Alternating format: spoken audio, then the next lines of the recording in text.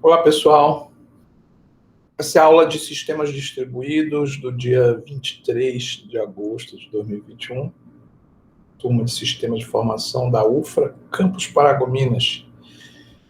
E hoje a gente vai falar sobre arquiteturas de sistemas, especialmente das arquiteturas centralizadas. Vamos lá, vou projetar aqui o nosso slide.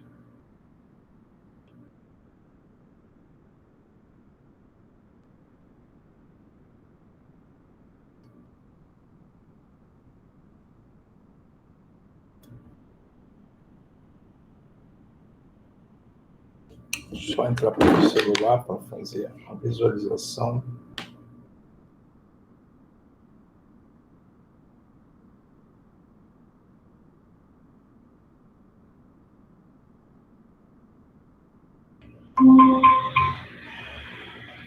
Ok? Bem, então vamos lá. Antes da gente começar, só falar o que a gente vem falando até a aula passada sobre estilos arquitetônicos, que a ideia, quando a gente está falando de estilos arquitetônicos, seja engenharia de software ou engenharia de sistemas, e também quando a gente vai falar de sistemas distribuídos, a gente está se referindo apenas ao arranjo de software. Como estão organizados os componentes de software do sistema, qual é a forma de organização deles e como é a forma de comunicação deles. Aí eu tenho diversas possibilidades. Eu tenho um estilo arquitetônico em camadas, eu tenho um estilo orientado a objeto, eu tenho um estilo baseado em eventos, um estilo baseado em recursos, eu tenho um estilo centrado em dados, eu tenho e ainda outras opções. Também eu tenho as possibilidades de estilos híbridos que misturam alguns desses aí. E a gente já viu isso. Hoje a gente vai entrar propriamente em arquiteturas de sistemas distribuídos, né, que envolve também a ideia e a compreensão desses sistemas, esses componentes de software, mas a partir do momento que eu vou pensar na alocação deles em componentes de hardware. Então, a gente já sabe que o sistema distribuído ele é composto de diversas partes, que a gente chama de componentes de software, que estão espalhados em diversas máquinas, né, por diversas localidades, ou seja, eu tenho uma distribuição geográfica, eu não estou fisicamente com os componentes, nem de software, nem de hardware, no mesmo lugar, no mesmo espaço, e eles funcionam de forma integrada como sendo um único sistema, usando conceitos como, por exemplo, a transparência, que não deixa, ou não tenta não deixar para o usuário que ele perceba essa distribuição. Então, essa é a ideia. E agora a gente vai começar a falar assim, beleza, já sei os tipos de arquitetura que tem, mas como é que eu vou alocar isso nas máquinas, no componente físico? E aí a gente está falando propriamente de arquitetura de sistemas. Então, a gente já viu os principais estilos de arquitetura, né? E agora a gente vai ver como como é que a gente organiza esses sistemas distribuídos, ou seja, onde esses componentes de software vão ser alocados. Dependendo da forma com que eles forem alocados nas máquinas, a gente tem arquiteturas diferentes, né? Então, quando a gente pensa nos componentes de software, suas interações, aí estilos arquitetônicos, e como eles vão ser colocados fisicamente nas máquinas, aí a gente está falando de arquitetura de sistemas.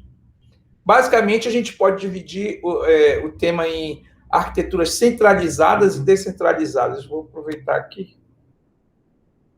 Esqueci de dar um grifo aqui, mas vamos lá. Vamos dar um grifo. Só para ficar padronizadinho.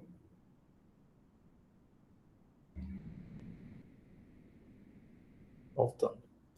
Então, a gente basicamente tem dois modelos de arquitetura, ou seja, duas formas de alocar componentes de software em máquinas, em sistemas distribuídos. Ou ela é uma arquitetura centralizada, ou ela é uma arquitetura descentralizada. E eu tenho a possibilidade de uma arquitetura híbrida, onde parte do sistema é centralizada, parte do sistema é descentralizada. E hoje a gente vai falar da arquitetura centralizada, né? Um conceito aqui, antes da gente falar especificamente das centralizadas, é o conceito de distribuição vertical e horizontal. Então, quando a gente vai falar então de arquitetura, a gente tem essas duas possibilidades. Os componentes estão distribuídos verticalmente pelo sistema ou horizontalmente. E aí você fala em vertical, você já de imediato você pensa naquela linha de uma arquitetura em camadas, né? Onde eu tenho os componentes na vertical. É uma forma de pensar, mas vamos ver o que seria então essa distribuição vertical e a horizontal. Em sistemas distribuídos, do ponto de vista de arquitetura, a distribuição vertical seria o quê? Quando a gente divide componentes logicamente diferentes em máquinas diferentes.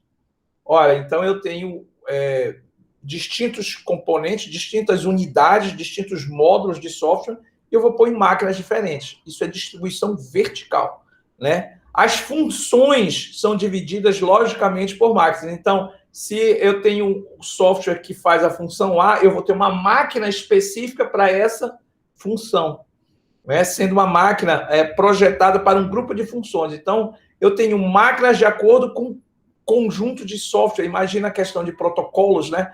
Aí aqui eu tenho, por exemplo, protocolos de tal natureza que desempenham tal função. Então, elas têm uma máquina só para hospedar esses programas aí. Essa é a ideia da distribuição vertical. Pode ajudar na perspectiva do gerenciamento do sistema, facilita. Se numa máquina eu só tenho os componentes que são para uma determinada função, se eu tenho outro tipo de componente de software, ele já está numa máquina diferente. Né? E o exemplo clássico da distribuição vertical é a arquitetura, que a gente vai ver que é exatamente a arquitetura centralizada, também conhecida aí como arquitetura cliente-servidor.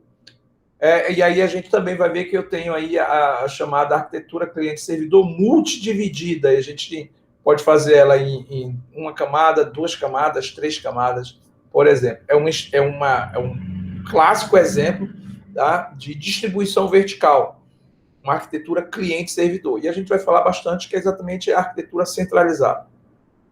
Eu tenho também a possibilidade da distribuição horizontal, que é o assunto da próxima aula, que a gente vai falar, que é uma arquitetura diferente, né, chamada de arquitetura ponto a ponto, ou peer-to-peer,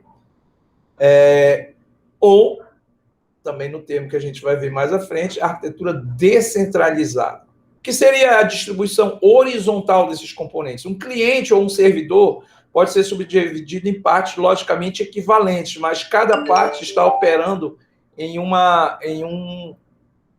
sua própria porção do conjunto de dados, equilibrando a carga. Grande parte da interação entre os processos é simétrica, cada processo agirá como servidor e cliente ao mesmo tempo.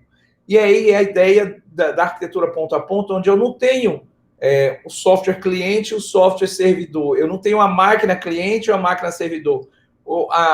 Os dois lados, ora eles são clientes, né? Ora eles são servidores. Aí a gente tem em sistemas operacionais um conceito que a gente chama de processos serventes. Eles são servidores e clientes, dependendo do momento. Então, tem uma hora que o processo ele vai solicitar alguma coisa e tem uma hora que vem um outro processo solicitando alguma coisa para ele. Então, quando ele está solicitando, ele é um processo cliente. Quando ele está sendo requisitado para que ele faça alguma coisa, ele está sendo um processo servidor. E aí a gente encontra isso nas arquiteturas ponto a ponto, peer-to-peer, que é um modelo de arquitetura descentralizado, mas não é o assunto da aula de hoje. E aí a gente vem exatamente colocar isso aqui. Essas são as duas grandes abordagens quando a gente fala de arquitetura de sistemas. Eu tenho a abordagem de arquitetura centralizada, que o caso clássico nós conhecemos como arquitetura cliente-servidor, o nosso assunto da aula de hoje, e temos a arquitetura descentralizada, que é a P2P, ou P2P, ou peer-to-peer, ou ponto a ponto. Essa é a clássica, e a nossa próxima aula a gente vai falar sobre esse modelo de arquitetura. Né? A cliente-servidor é a clássica, é a mais usada, foi a primeira que surgiu, né? A peer-to-peer é um modelo de arquitetura mais novo, mais recente, mais usado. Agora, ambos têm vantagens e desvantagens. Eu não necessariamente tenho que usar só um, não são verdades absolutas, um é melhor que o outro. Não. Tanto que hoje o comum em grandes sistemas é que parte do sistema tenha uma arquitetura centralizada, parte tenha uma arquitetura descentralizada. Por exemplo, um serviço como de compartilhamento de arquivo em torrent, eu tenho parte do serviço que ele é realizado cliente-servidor, então ele tem uma arquitetura centralizada, e parte é ponto a ponto, né? E a gente vai entender mais um pouquinho a partir de agora. Então, a gente vai começar falando das arquiteturas centralizadas, que é o nosso assunto de hoje. O exemplo,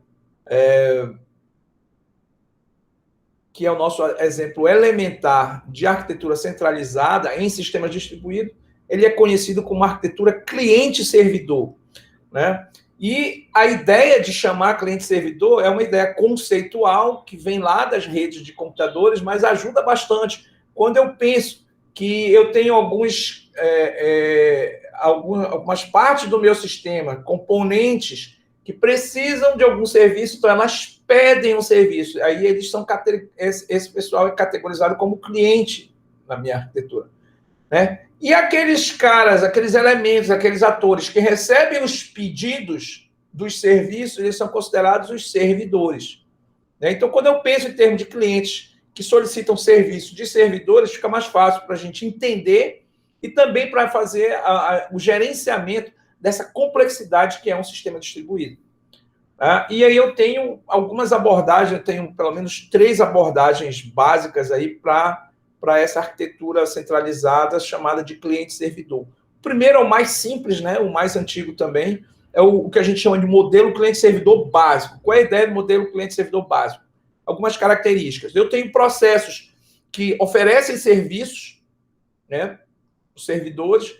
Eu tenho processos que usam serviços, que precisam de serviços, que demandam serviços, que solicitam serviço. Esses processos aí, eles são chamados clientes. Lembrando que quando eu estou falando de processo, é o conceito lá de sistemas operacionais, onde um programa está sendo executado e eu tenho o código dele, e na hora que ele vai ser executado, vai ser criado um processo para executar esse programa, essa tarefa, essa rotina,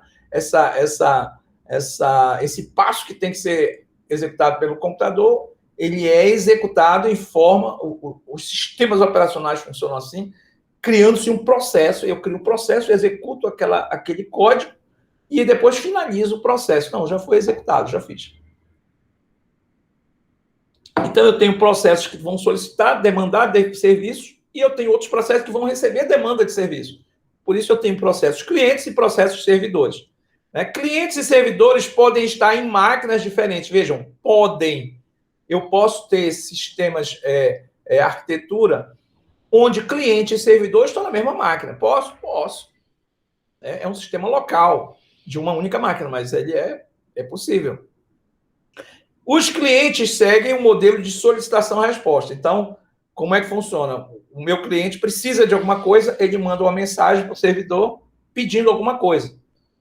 Essa mensagem chega no servidor, ela vai ser analisada, vai ser executado ou não aquele serviço e vai ter uma resposta gerada do servidor para o cliente. E vai dizer assim, olha, está aqui o que você pediu, ou dizer assim, olha, esse serviço que você pediu não pode ser realizado por algum motivo. Eu não tenho isso aqui, eu não faço isso, eu não sou responsável por isso, né? Mas sempre tem um pedido, tem uma solicitação que vem do cliente e tem uma resposta que é o retorno do servidor. E sempre está relacionado a algum serviço que seja... por isso, daí vem o termo, né? Servidor, server, vem exatamente daí.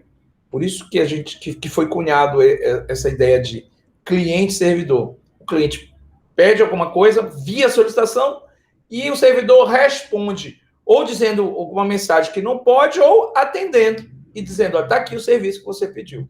Então, tem esse processo, a forma de comunicação é solicitação-resposta. Né? E aqui a gente tem um esquema básico também do livro do Tannenbaum, onde aqui eu tenho a linha do tempo, né? Da minha esquerda para a direita. Só colocar aqui um sabre de luz. Da esquerda para a direita eu tenho a linha do tempo. Então, o meu servidor está ativo aqui, ó, no ar, né? E aí o cliente está rodando também. De repente, em determinado momento, o cliente para de rodar porque lembra que o cliente, eu estou falando do processo cliente, então é um programa que está sendo executado. Tudo que ele precisa está aqui. Mas, de repente, Ele precisa de uma coisa que ele não tem. Ele vai solicitar, vai fazer um request, um pedido, e esse pedido vem aqui para o servidor. Veja que enquanto está sendo processado o pedido dele no servidor, o do lado do cliente entra em wait, né? O processo entra em estado de wait. Ele sai de run, que é o estado de execução, e ele entra em estado de... Ele vai para a fila de wait. Ele está esperando. Ele só vai sair desse estado de wait, de espera, quando ele tiver a resposta do pedido dele. E aí, do lado do servidor, o pedido vai ser processado. Está aqui, digamos que era um pedido para uma impressão. Imprima isso aqui. E aí, a partir do momento que acabou, o servidor vai enviar uma resposta. Então, olha, o modelo de comunicação: solicitação, resposta. Aí vem uma resposta, um response ou reply, aqui um request é a requisição ou solicitação, vem para o cliente a resposta. A partir daqui, o servidor entra em estado de wait, fica aguardando ser demandado novamente. E o cliente continua o seu processamento. Não importa nesse momento qual é o pedido aqui. Importa essa ideia que o cliente está rodando, ele faz um pedido, fica aguardando o servidor retornar. O servidor retornou, ele continua a sua execução, o processo continua. Esse é um modelo básico, né? Agora, é um modelo muito comum em redes locais. Então, eu tenho uma LAN, eu tenho uma rede local aqui, por exemplo, no prédio, no laboratório de informática, ou no prédio administrativo da universidade, onde eu tenho uma máquina servidora aqui, com um software servidor, atendendo várias máquinas. Aí, de repente, essas máquinas demandam serviço, e aí o servidor recebe os pedidos, processa e retorna para aquelas máquinas. Isso aí é clássico.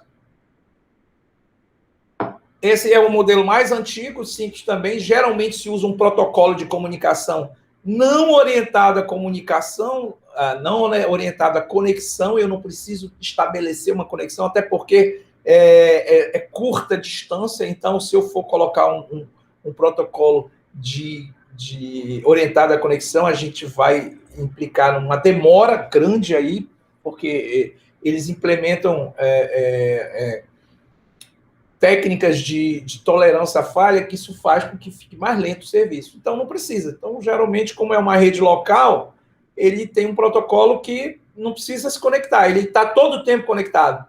Aí ele só pede, recebe a resposta. Geralmente está todo mundo cabeado, né? Imagina no laboratório, está todo mundo cabeado, ou está todo mundo no mesmo Wi-Fi, na mesma área de rede local. Então, o protocolo geralmente é sem conexão. Agora, eu não tenho implementado muitos serviços de tolerância à falha. Então, eu estou sujeito a diversos tipos de falhas aqui. Aí tem alguns conceitos que a gente não vai entrar aqui. Por exemplo, imaginem que eu tenho alguns tipos de operações que elas, num modelo muito simples aqui, elas podem ter, eu posso ter erro. Por exemplo, um serviço que se for só consulta, digamos que o serviço que o cliente está pedindo aqui é uma consulta ao saldo do banco. Aí, beleza, eu estou todo o tempo conectado, e aí eu pedi o saldo, aí devolvo o saldo aqui, tá, beleza. Essa é uma operação que não inclui risco. Agora, por exemplo, se eu fizer uma atualização, transação financeira, eu estou aqui mexendo o saldo, e tem um outro processo cliente aqui também mexendo no saldo. Aí, esse tipo de modelo aqui, ele já não tem as condições de proteção de processos, de concorrência de processos necessárias para rodar esse tipo de aplicação. São aplicações em que muitos processos acessando o mesmo recurso no servidor pode gerar problema, pode gerar inconsistência. Então, é um tipo de serviço mais simples, não atende muitos problemas mais complexos, mais usado em redes locais mesmo. Tanto que é um modelo mais antigo que surgiu com as redes locais. Mas vamos lá. Então, quando eu tenho, e é natural, tá, gente? Quando eu tenho protocolos que não são orientados à conexão, normalmente eu tenho baixa tolerância à falha. Os componentes no cliente-servidor, o que eu tenho? Componentes separados em máquinas que fazem o papel de cliente e papel de servidor. Então, vejam uma coisa para a gente fixar, né? Estamos falando de arquitetura. Então, agora eu tenho uma máquina cliente, eu tenho uma máquina servidora, onde dentro eu tenho software cliente e dentro do servidor eu tenho um software servidor. Então, tem um lado cliente e o lado servidor. Então, do lado cliente, eu tenho um hardware cliente, né? E eu tenho os componentes de software, que são os programas clientes, e vão gerar processos na hora que eles forem executados, que são processos clientes. Vão pedir algum tipo de serviço para o servidor. Chega aqui desse lado, na máquina servidora, eu tenho os softwares, os programas servidores, e eles vão ser, na hora que forem rodar, eles vão gerar aqui, vão ser criados processos servidores. Então, no fundo, eu vou ter processos clientes solicitando algum serviço para processos servidores e os processos servidores retornando as respostas para os processos clientes. Então, eu tenho os dois lados aí, por isso que é uma arquitetura cliente-servidor. Mas agora, como eu estou falando de arquitetura, eu não falo apenas mais de componentes de software, eu estou falando também de alocação em máquinas, alocação física. Tá? Então, do lado do servidor, o que eu tenho? Um ente que oferece um serviço, aguarda a conexão de um cliente. Então, o cara está aqui todo o tempo, 24 horas, esperando ser demandado. Os processos estão aqui prontos para serem demandados, para que alguém peça serviço para eles. Aguarda, então, a conexão de um cliente, recebe, processa o pedido do cliente e retorna o resultado. Isso do lado do servidor.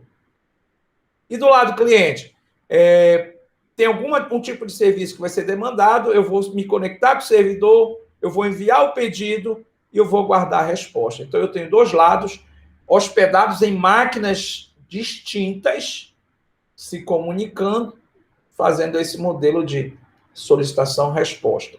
O papel do cliente é bem distinto do papel do servidor. Aqui, o papel do cliente, o papel do servidor, e aqui o papel do cliente. Então, agora uma coisa importante. Nós estamos falando de alocação física, mas antes de falar propriamente da alocação física e das formas, a gente até viu aqui já de forma en passant, de forma superficial, mas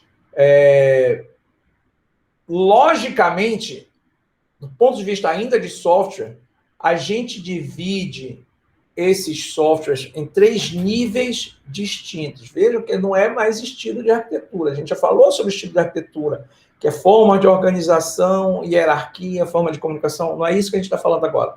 São 3 níveis, 3 camadas lógicas onde os componentes vão estar distribuídos. Então, eu tenho ponto de vista de software, tá? Camada de software, camada software. Toda vez que eu falar em camadas, em redes, em sistemas distribuídos, a gente está falando de software, de parte lógica. Então, eu tenho 3 camadas, 3 níveis que a gente chama, 3 visões de software, do ponto de vista de software, de componentes, que aí esses três níveis, depois eu vou ver como é que eu vou alocar fisicamente nas máquinas. Mas eu tenho 3 níveis distintos.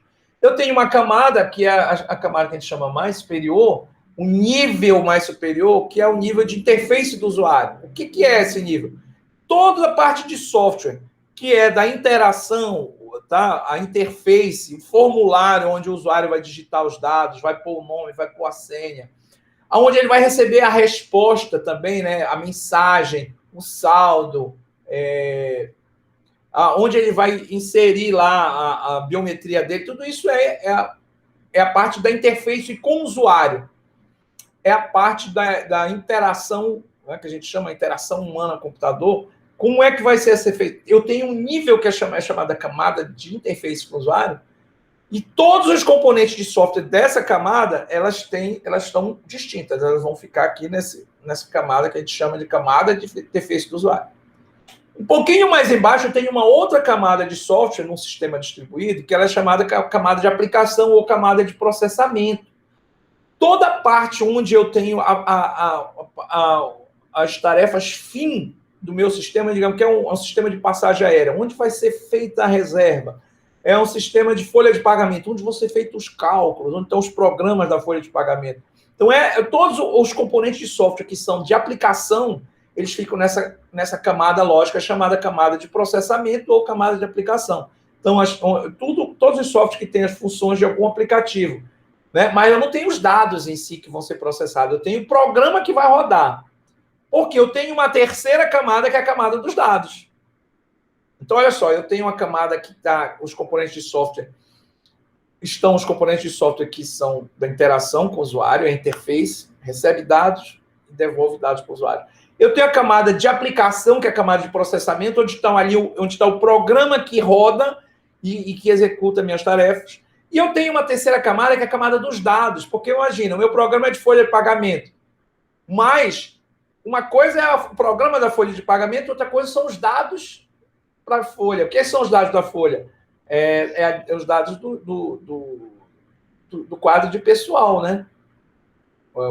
Qual é o salário do professor Marcos, quantos dias ele trabalhou, qual é o valor da hora-aula dele, se ele estava de férias, se ele não estava de férias, se ele estava de licença, se ele não estava de licença, se foi descontada uma coisa, se esse mês teve desconto, que é imposto de renda, tudo isso são os dados. Uma coisa, então, aqui, ó, na camada de interface, eu tenho aqui, por exemplo, num sistema da UFA, o meu SIG-RH, onde o pessoal lá do RH da UFA, que a gente chama de projeto, eles vão lançar lá o ponto do professor, se o professor era mestre e passou para doutor, então aumentou aqui o salário dele e tal. Aqui é a interface com o usuário. E também, quando eu vou ver o meu contra-cheque, eu estou acessando a interface do usuário. Na camada de aplicação está o programa de folha de pagamento, que nem é da UFRA, na verdade, é do governo federal. Né? E na camada de dados estão os dados em si dos professores, de toda a UFRA. Os dados de quanto é o salário, de quanto tempo a descontar, se está de férias, se não está, se levou suspensão, se tem alguma ordem judicial para descontar em folha uma pensão alimentícia. Então, são 3 camadas distintas, tá? Que são camadas lógicas, camada de software. Então, antes de eu falar como eu vou alocar os componentes no hardware, eu tenho que saber que eu tenho 3 níveis de software. A interface com o usuário, a camada de aplicação e a camada de dados. Tá? Essa estratificação, colocar esses componentes de software em camadas, é muito comum, tá? Quando a gente está falando então, de sistemas distribuídos. E aí a gente vai entrar aqui com uma coisa nova, é que nesse nível de dados, aqui a gente vai entrar exatamente com a tecnologia de banco de dados. Então aqui eu vou ter, por exemplo, o SGBD, que é um software que vai administrar todos os dados. E aí aqui eu tenho os programas que vão rodar em cima dos dados que estão no SGBD, por exemplo. Tá? Aqui um exemplo que lá na frente a gente vai voltar nele. Então eu tenho 3 camadas de software aqui, gente. Ó, a camada de interface com o usuário, ou o nível de interface com o usuário. Eu tenho um nível de processamento, também chamado de nível de aplicação, ou camada de aplicação. E eu tenho um nível de dados. Na camada de usuário, aqui, por exemplo, esse é um mecanismo de busca na internet, tá? Você faz uma pesquisa no Google lá. Aí aqui, eu tenho um browser, né? No nível aqui, o que é o software que eu tenho no nível de usuário? Eu tenho um browser que o cara vai escrever lá. Sistemas distribuídos, arquitetura... Eu vou entrar no browser aqui, ó, fazer uma pesquisa no Google. Sistemas distribuídos... Ou, a gente vai ver o meu WhatsApp perturbado. Deixa eu dar um pause aqui de 1 minutinho. Só para sair do ar com minhas redes sociais, que eu esqueço. Vamos lá, 30 segundos.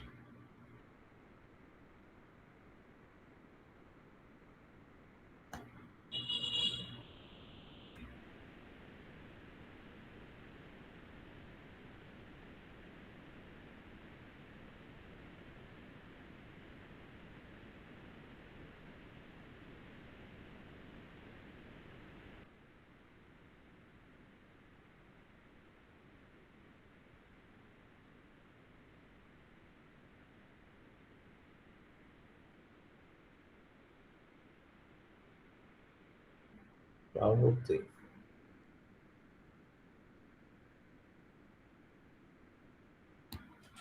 Pronto.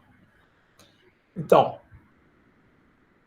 vou fazer uma pesquisa aqui, ó, no Google. Sistema distribuído, arquitetura. Qual é a minha interface de usuário, gente? É o browser que está no meu desktop, né? Seja no meu celular. Então, esse browser, que é um aplicativo de rede, um aplicativo cliente, é onde eu faço aqui, por exemplo, eu coloco a minha palavra-chave de algum assunto que eu quero. Então, olha só, quais são os softwares que estão aqui? É o meu browser, por exemplo, né? O Chrome. Google Chrome. Então, eu venho e faço aqui, coloco uma palavra-chave, e aí ele vai buscar essa palavra-chave, tá? Aí eu venho para o nível de processamento, que é onde vai a minha camada de aplicação. Eu tenho aqui os programas que vão pegar essa palavra-chave e vão montar uma consulta SQL. Vai pegar e vai fazer uma consulta SQL, tá? From, aí me dá o nome da tabela, e aí eu vou fazer uma consulta. Naquela tabela, consulte o termo sistemas distribuídos, arquitetura. Essa consulta vai ser feita, mas os dados que eu estou procurando não estão aqui. Ele vai montar a consulta, ele vai mandar para outra camada, que é a camada onde estão os dados, que é a camada onde está o banco de dados com as informações das páginas aonde estão está aquele conteúdo que eu estou procurando.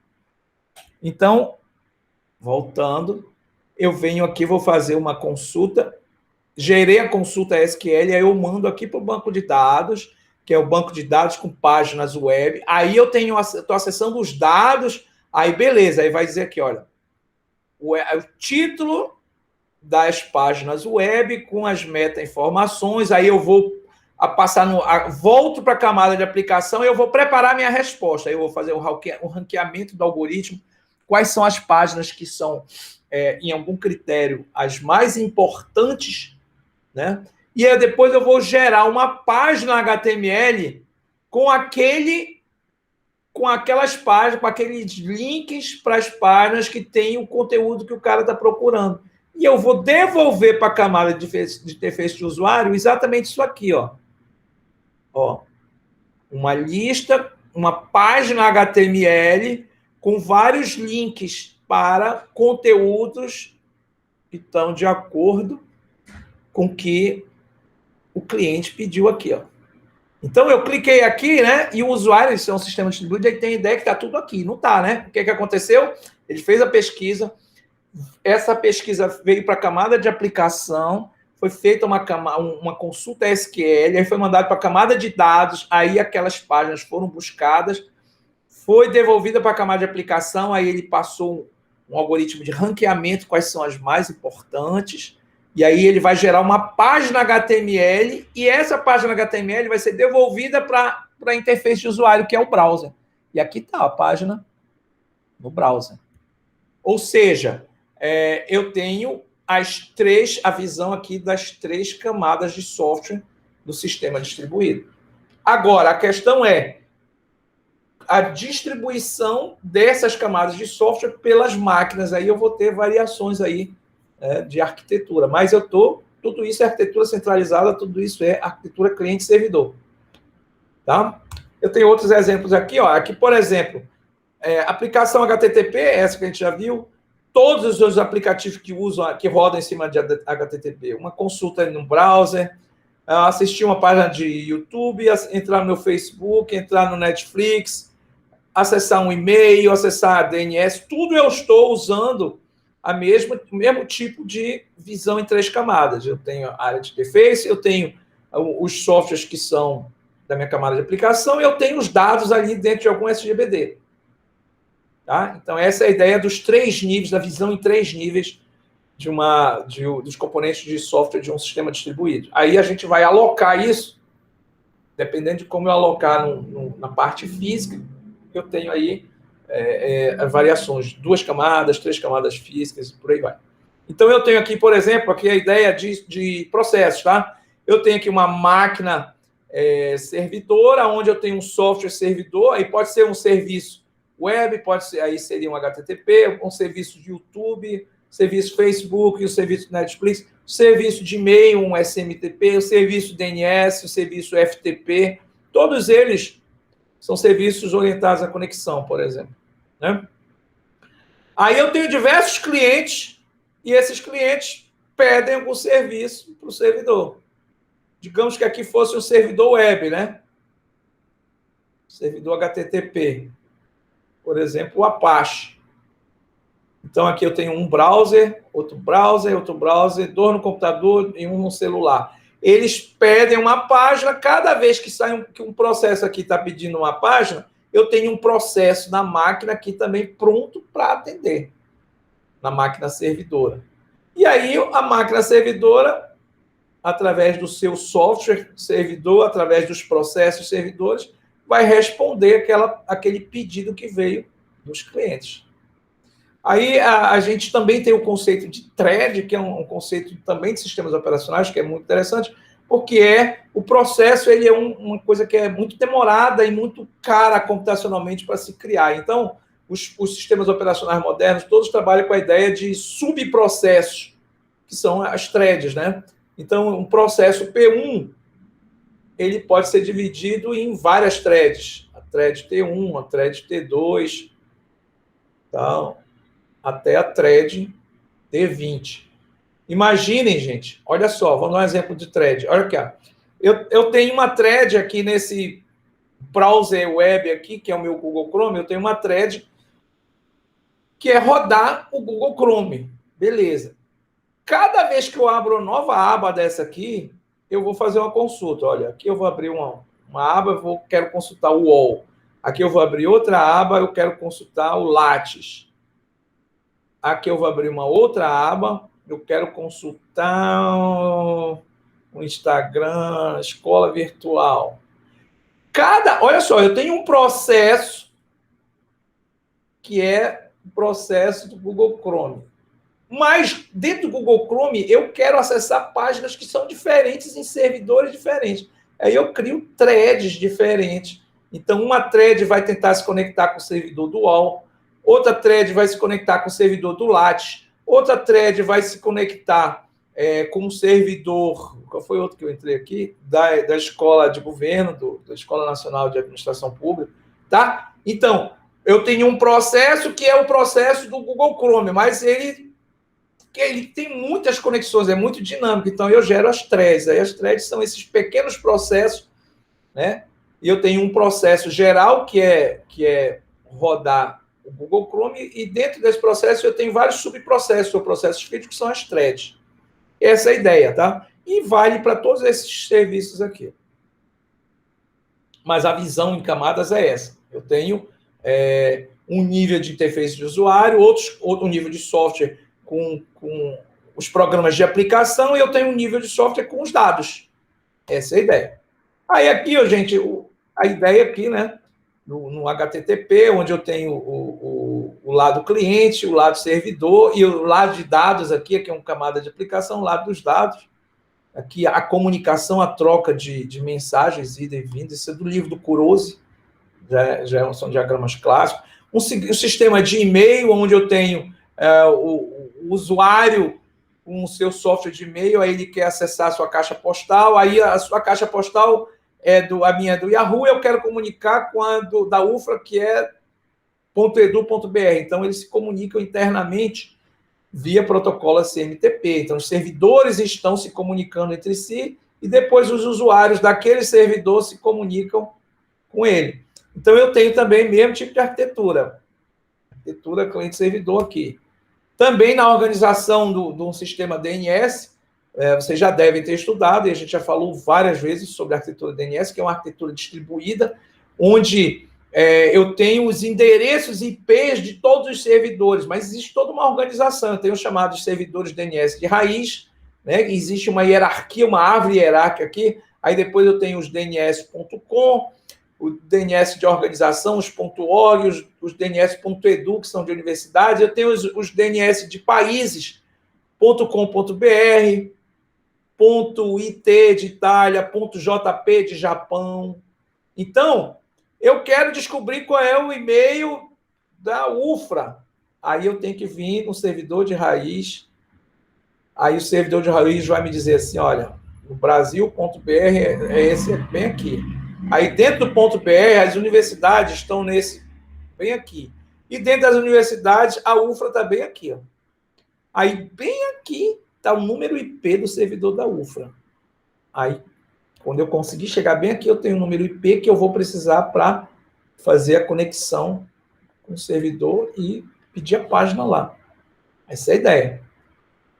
Tá? Aqui é toda essa troca, né? Eu tenho que acessar o servidor de raiz, aí ele vai me dar o servidor de nível intermediário, tem todos os nomes aqui, ó, são os servidores de nível de transação.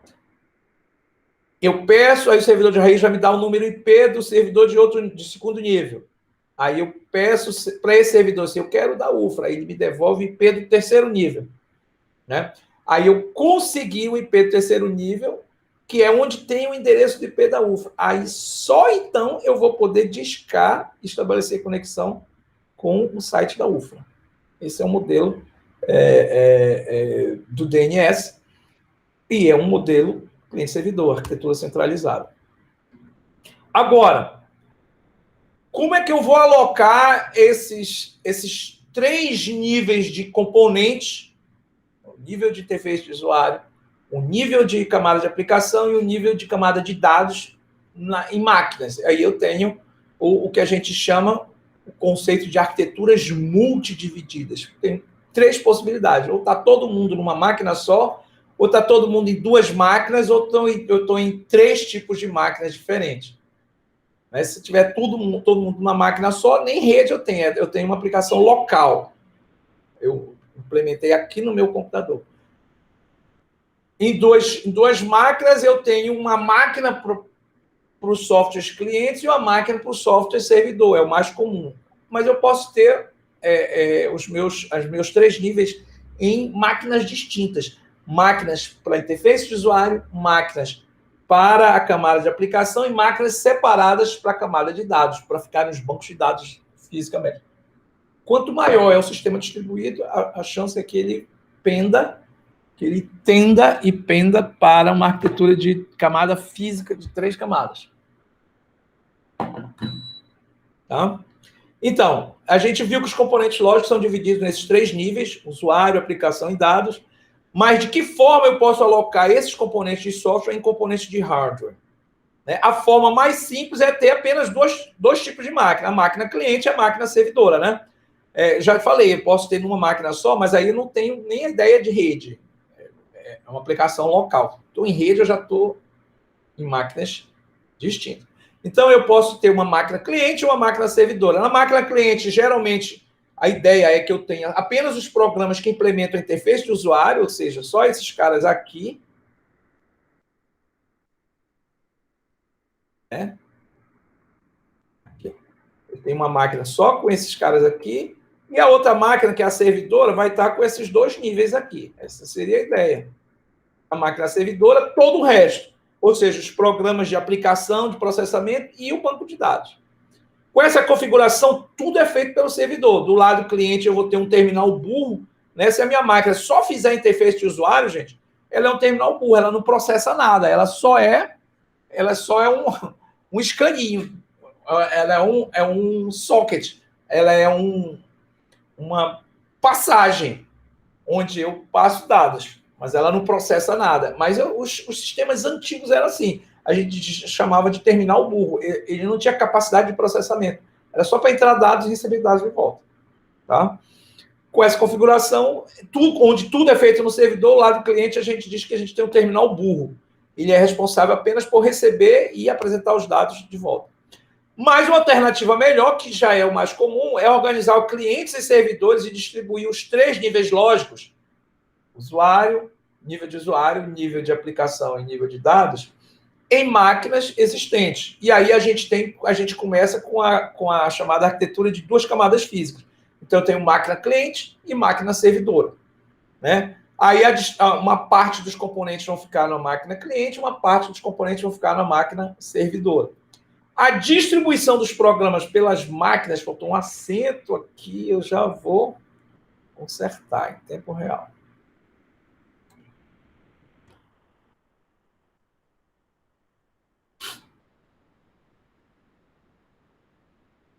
A distribuição dos programas pelas máquinas clientes e servidoras pode variar, o que tem suas vantagens e desvantagens. Aí vem um conceito, gente, que em sistema distribuído se chama de clientes magros e clientes gordos.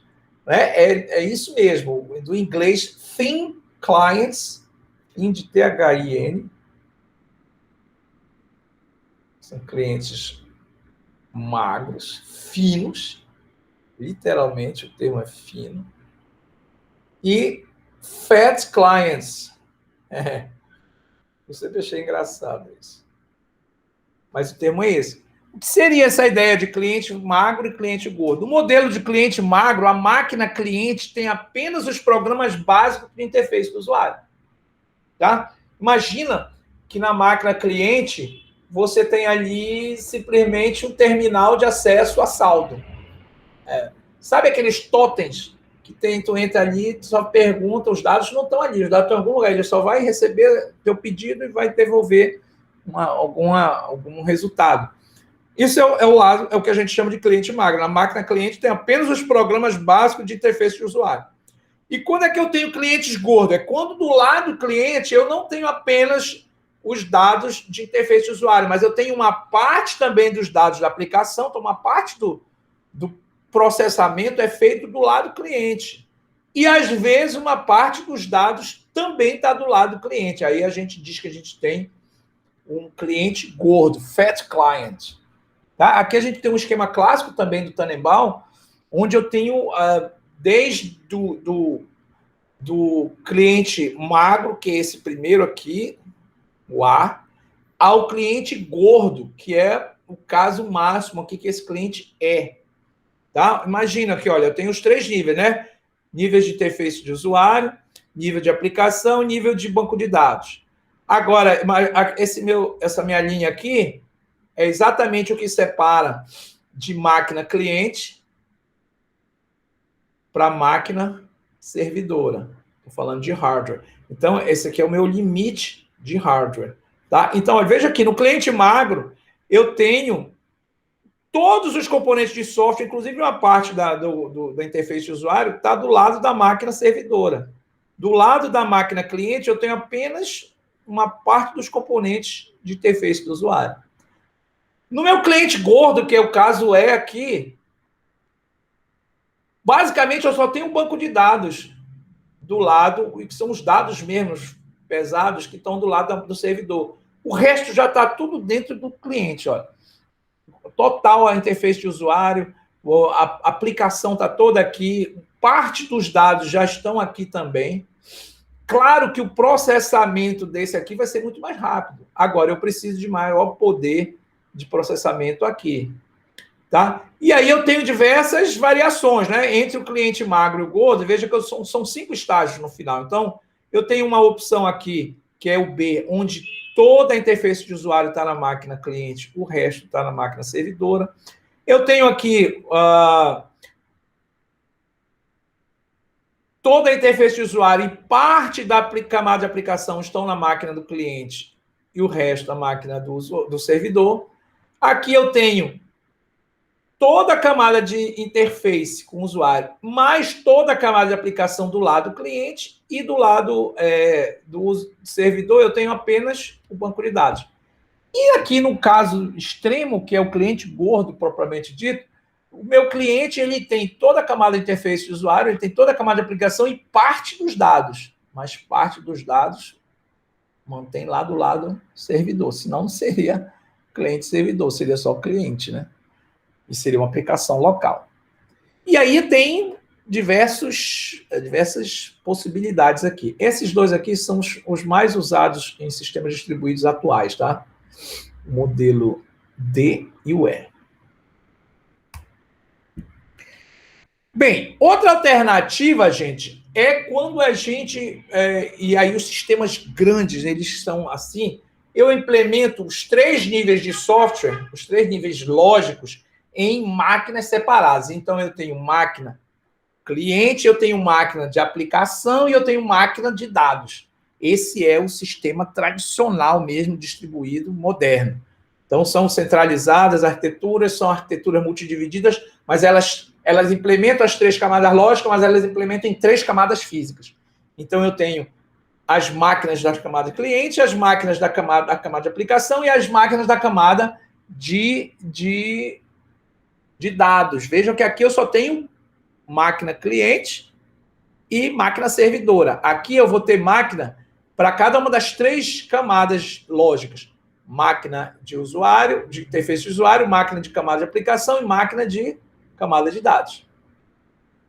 Né? Isso torna comum quando o servidor precisa solicitar um serviço a outro servidor, se comportando como um cliente nesse momento. Muito comum em processamento de transações, também comum em sites web, onde um servidor web serve como ponto de entrada, recebendo os dados do usuário, envia a um outro servidor de aplicação para o processamento e, por fim, esse envia para outro servidor de banco de dados para o acesso físico aos dados. Tá? E aí, aquele esqueminha que a gente tinha antes, cliente-servidor, ele aumenta, né? Porque eu tenho agora não apenas a camada cliente-servidor, eu tenho uma camada física de usuário, uma camada física de aplicação e uma camada física de dados. Então, na camada de usuário vem a primeira requisição de serviço, aí ela vai ser requisitada para a camada de aplicação, aí vem para a máquina do servidor de aplicação. O servidor de aplicação vai fazer o seu processamento, chega um momento que ele precisa acessar os dados. Ele vai pedir para a camada de dados que está na máquina de banco de dados. Aí a máquina, o servidor de dados, que é o servidor de banco de dados, vamos chamar isso aqui, servidor de interface de usuário, servidor de aplicação, servidor de banco de dados. Aí aqui eu vou acessar os dados em si. Acessei, esses dados são devolvidos para a camada de aplicação, processou, esses dados são devolvidos para a camada de interface com o usuário, que retoma o seu processamento. Nesse intervalo, eu tenho aqui, os processos ficam em estado de wait.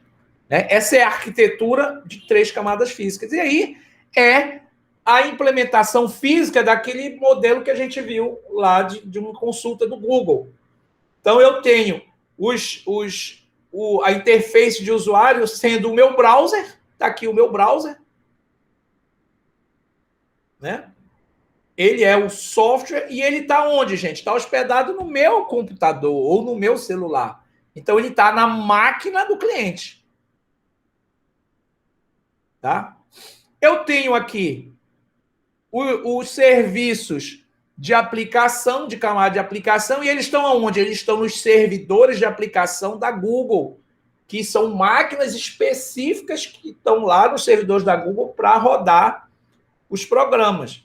E eu tenho outra camada, que é a camada de banco de dados, que estão em outras máquinas distintas, que são os servidores de banco de dados, onde eu tenho aqui um SGBD, por exemplo, um Oracle da vida, né? Hospedando os dados, ou seja, eu tenho os componentes de software de banco de dados rodando em máquinas exclusivas. Então, é servidor de banco de dados. Então, a implementação das 3 camadas lógicas é feita em 3 camadas físicas. Esse é o modelo mais comum nos grandes sistemas que a gente tem hoje em dia. Com isso, a gente conclui a nossa aula hoje sobre arquitetura centralizada. Tá? Na aula que vem, a gente finaliza e a gente vai falar sobre arquiteturas ponto a ponto, que são as arquiteturas descentralizadas, que tem uma forma muito interessante, onde eu não tenho a figura de uma máquina cliente com programa cliente e uma máquina servidora com programa servidor. Ambos fazem o papel de cliente e de servidor, dependendo do momento. E a comunicação deles também é direta. Por isso que é chamada de P2P, par a par, peer to peer. E aí a gente tem, obviamente, também, e vamos falar na aula que vem, sobre que é a nossa última aula, sobre arquitetura híbrida, que são modelos que misturam parte do sistema é uma arquitetura centralizada, parte do sistema é uma arquitetura descentralizada. Passo para vocês aqui 2 videozinhos complementares, como atividade assíncrona, tá? esse vídeo aqui sobre arquitetura cliente-servidor e processamento distribuído, e esse aqui sobre arquitetura de sistemas distribuídos. Esse aqui já fala também sobre arquitetura peer-to-peer, que é a descentralizada, que é o nosso assunto da aula que vem. Com isso, a gente finaliza. Vou encerrar nossa gravação agora. Tá? Espero que todos tenham uma semana ótima. Forte abraço a todos. Vou parar a nossa apresentação e finalizar a nossa gravação. Forte abraço.